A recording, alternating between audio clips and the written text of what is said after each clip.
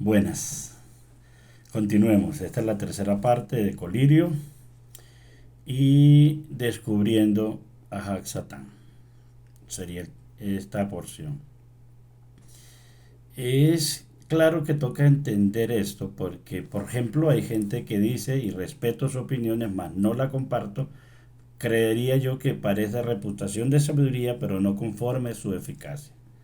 Parece real, pero no es real. ¿Y por qué no es real? Mire, dices que hay gente que ve demonios hasta en la sopa.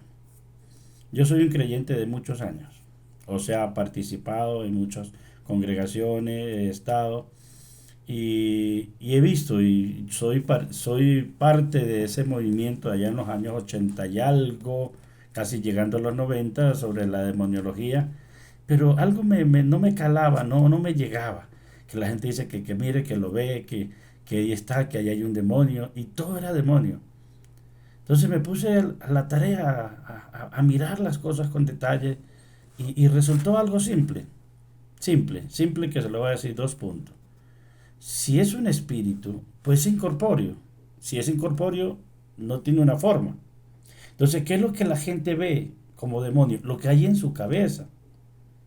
O sea, la imagen que tiene o que cree tener es lo que está en su cabeza, más no es real.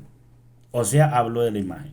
Es como el caso de los ovnis. En un tiempo, por ejemplo, cuando yo era muy chico, cuando se hablaba de E.T., la forma como lo presentaban, luego lo presentaban de una manera, ahora los ovnis, los objetos no identificados, los extraterrestres, lo pintan de una manera, como humanoide. Y la pregunta es eso, y la respuesta es porque es la imagen del hombre. O sea, el hombre buscando a vender, a entender, vende unas imágenes. Es lo mismo. Si es, los seres espirituales, los ángeles, son seres espirituales, pues son incorpóreos. Son incorpóreos. Al ser incorpóreo, pues no tiene cuerpo. Ah, sí, ha habido ángeles, claro, que han tomado cuerpo, sí, los tres que fueron con Abraham, los dos fueron a cumplir la misión de Sodoma y Gomorra y el que se quedó con Abraham. Los ángeles que tuvo con Maná, el papá de y la mamá de Sansón. Hay muchas parusías, en griego se dice parusías, muchas, pero si detallamos los eventos, ¿cierto? Si detallamos los eventos y somos justos escrituralmente, pues el Eterno les permitió corporidad, pero no para que todo el mundo lo vea, sino a su propósito, conforme a su propósito. Ya tenemos claro ahí, ¿correcto? Entonces los espíritus, son incorpóreos. Entonces, si son incorpóreos no se pueden ver. Ah, pero yo lo veo con los ojos espirituales. Sí, pero los ojos espirituales tienen que ver con una revelación, una manifestación, y no es que estás viendo de esa manera. ¿Sí? No es que estás viendo del verbo ver, sino imaginación. Así de simple. Se siente porque el hecho que sea incorpóreo, espiritual, no significa que no sea imperceptible, es perceptible. Si uno llega donde hay una energía fuerte negativa, uno siente, es perceptible. Si uno llega a un lugar, una congregación, una persona que está conectada con el cielo, siente esa energía, siente ese espíritu, es perceptible, se puede percibir, no ver, se puede percibir. ¿Y cómo definimos? Uno con un temor negativo, oscuridad, frío, hasta olores, y otro con la paz, con la tranquilidad, inclusive con olores apacibles, con olores gratos. Yo era muy pequeño, muy chico, cuando pude experimentar. Alguien dice, Dios habla, claro que habla. De muchas maneras, claro que sí, así lo dice el libro de Hebreo. Pero son experiencias, y una experiencia no es doctrina. Una experiencia no es para llevarlo. Entonces, ¿dónde está la base doctrinal? O sea, queda en un campo, en el campo de lo subjetivo, y hasta ahí llega. Yo no voy a discutir su experiencia, pero demuéstrame que su experiencia es real. Le va a quedar difícil.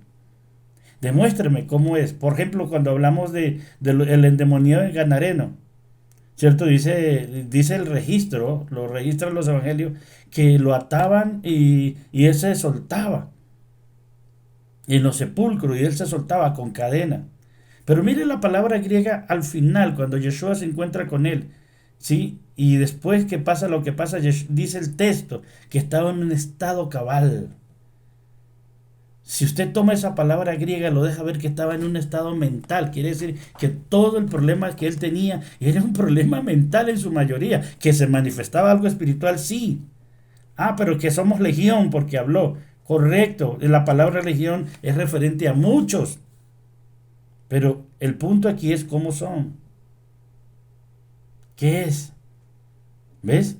Son seres espirituales. Lo más claro para mí es un campo espiritual que tenemos que hablar de eso hasta donde no podemos hablar, porque es un campo espiritual infinito, pero si hay registro escritural, pues mostremos por la escritura, y por la escritura no se puede demostrar muchas cosas de esta. Quiere decir que queda un campo subjetivo, ya, listo, subjetivo, ya. Entonces vamos a las escrituras y vamos aclarando estos aspectos. Uno, un espíritu es incorpóreo, o sea, es espiritual, no se puede ver físicamente, mínimo con estos ojos no. ¿Correcto? En un plano espiritual sí, si el Eterno te lo permite, claro que sí. ¿Cómo son? Ahí está el problema. Que son monstruos que yo creo que son tu imaginación, no, la escritura no dice eso. Inclusive dice que se visten de ángel de luz, entonces no tienen una apariencia fea. Dos mitos, dos, voy a tumbar eso. Yo no sé a quién se le ocurrió decir que te echo afuera y al infierno. Porque Satanás vive en el infierno. ¿Quién dice eso? ¿En dónde? ¿Cómo puede comprobar? ¿En dónde hay una base bíblica para decir eso? Al no ser que la haya tomado de la mitología, de lo que escribió Homero y de los titanes, en donde está Cronos y los tres hijos de Cronos, Zeus, Hades y Poseidón. Obviamente que Hades, que es el dios del inframundo, el dios del infierno, pues vivía en el inframundo. Si es eso que estás tomando, o esa figura, o te has creído eso, o te metieron eso, gato por liebre, y la has creído y la estás predicando, pero ni siquiera sabes, ni te has dado de intención de entenderla, como lo dije en el primer video, que es una tradición que no sabes ni por qué, ni para qué. Satanás no vive en el infierno. Es un espíritu, dice que conforme el aire. Y que está en las regiones celestiales. Yo no sé quién se inventó ese cuento. Entonces, al quién quiere decir que tomaron algo de mitología y la metieron a la Biblia y la predicaron y la gente la cree y la repite. Y se volvió viral, pues utilicemos ese término, se volvió viral. Qué chiste. Pero ya es hora de aclarar, ya es hora de salir de la ignorancia. Y como dice el dicho popular, que cuando uno es niño piensa como niño, eso sí está en la escritura. Y yo me acuerdo cuando era niño en el Ecuador, nosotros vivíamos con mamá en una ciudad, hoy es una ciudad, en ese tiempo era acá en Colombia se dice municipio, en el Ecuador se dice cantón, el cantón Quinindé, en un barrio muy emblemático, la aldea, y justamente donde mis padres, papá y mamá, pues compraron el lugar, la casa, donde está la casa materna, eso era un cementerio. Bueno, la nueva generación no tiene ni idea, pero los que ya pasamos de 50 sabemos que eso era un cementerio. Inclusive atrás, en el patio de la casa, habían tumbas y en las calles habían tumbas hasta que colocaron el acueducto. Bueno, lo que quiero decir es que pasaban cosas extrañas, raras. Eso es lo que quiero decir. O sea, que hay un mundo espiritual y lo creo, claro que sí. Que lo que se predica del demonio, claro que no creo en eso. Pero sí creo que existe un ser espiritual y hay un reino del ser en el mundo espiritual que hacen la oposición, claro que sí. Y para mí eso es indiscutible, o sea, impajaritable. Pero voy al punto. No es real el concepto de, de las formas, de los espíritus porque no tienen forma. Es incorpóreo. Pero así mismo como los espíritus son incorpóreo, el creador también es incorpóreo. O sea, no tiene un cuerpo, ni color, ni sabor. El que tiene un cuerpo es el Adón Yahushua. Y lo que él manifestó ser el Mashiach, o declaró ser el Mashiach, o logró hacer el Mashiach, y por eso el texto dice que el que estaba en el seno del Padre le dio a conocer. Pero no era Yeshua que estaba en el seno del Padre. porque Él tiene tiempo y espacio. El que estaba en el seno del Padre se llama Mashiach. Y Mashiach no es una persona. No es una persona. Pero abramos comillas allí. Solamente traigo este punto para que analicemos y comprendamos que en el reino espiritual hay cosas que hay que ir masticando con despacio, con detenimiento. ¿Correcto? Entonces, ¿qué es Hag Satán? Es el opositor. ¿De quién? De la Keilah, de los creyentes, de la iglesia, de los hombres y mujeres que estamos buscando a agradar al Padre. Pero en ese propósito que está haciendo nos está entrenando. ¿Ves? Nos está entrenando. Dos, avancemos allí. ¿Nos está entrenando para qué? Para el mundo espiritual. O sea, la oposición tiene un propósito. Así que usted tiene dos opciones. Dejarse entrenar y conocer ese campo, ¿cierto? Si usted quiere entrar a la guerra espiritual, esa es otra cosa. La guerra espiritual. Y entonces, yo me acuerdo, yo cuestionaba eso. Entonces, ato y reprendo y te echo fuera y te vas al infierno. Y no, eso es mentira. Eso no funciona así. Eso no es correcto. No pasa nada. Y se lo estoy diciendo. Y tengo más de 30 años en el ministerio. No pasa nada. Porque la lucha realmente dice que no es con carne ni sangre. Es en el reino espiritual. Entonces, ¿cómo se lucha allí? Es algo diferente. El campo de batalla se llama mente. ¿Ves? Ahí es que se pelea. Efesios 6, 12 en adelante. Ahí están las victorias y están las derrotas. ¿Correcto? ¿Cómo enfrentamos entonces este enemigo? Sun Tzu, que ya lo cité, me gusta esta parte donde dice que podemos ser cola de león o cabeza de ratón. Hay que conocer al enemigo para enfrentarlo y vencerlo, claro que sí. Pero ¿cómo vas a enfrentarlo? Siendo un ejército de ratón entrenados por león o un ejército de león entrenado por ratón. Yo prefiero ser un ejército, parte del ejército de ratón entrenado por león y no un ejército de león entrenado por ratón porque no va a pasar nada. Y claro, sí prefiero ser cola de león, porque así sea en la parte de atrás, sigo siendo cola de león. Y no quiero ser cabeza de ratón, porque así sea ratón, la cabeza después de ratón no va a pasar nada. ¿Correcto?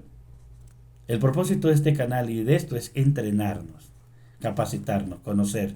Esta es la tercera parte, saber y entrarnos en el mundo espiritual. ¿Contra quién es que estamos enfrentando? ¿Con quién es que estamos batallando? ¿Y cómo sería la guerra eficaz? ¿La guerra espiritual es real? Claro que sí. Pero en el campo que se lo ha llevado no es correcto. No puedes lanzar palabras sin acciones. Pero es que oramos. La oración es correcta. Ayunamos. El ayuno es correcto.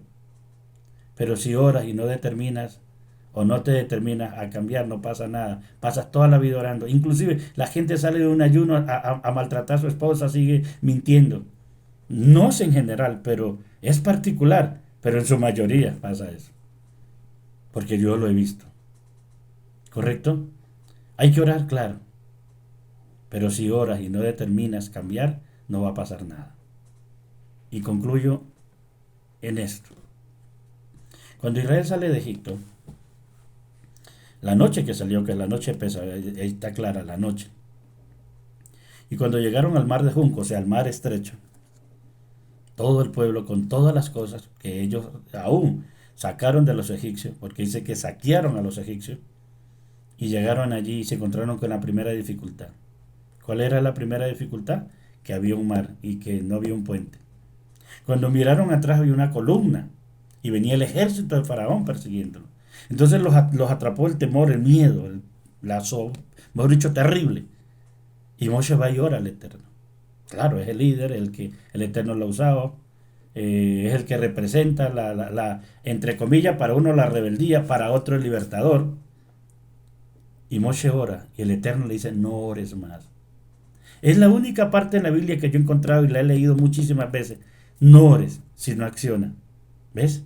Porque en ese instante la oración no le iba a servir para nada a Moshe. Es más, los egipcios los habían atrapado. En ese momento tenía que accionar. Tenía que accionar. ¿Y cómo tenía que accionar? Pues la fe, la emuná, la confianza, sabiendo que el Eterno le había prometido que le iba a cumplir. Y creo que el primero que entró a las aguas fue Moshe. Moshe. Y las aguas retrocedieron no cuando colocó su pie, ni cuando llegó a la rodilla, ni cuando llegó a la garganta, sino cuando ya lo cubrió todo. Considero yo, ahí retrocedieron las aguas. Así que si tú estás pasando por una dificultad, los problemas no se van a resolver ya porque tú dices, Señor, resuélvelo. Dice que Él da la sabiduría para resolverlo. Él da el poder para hacer las riquezas. Así funciona.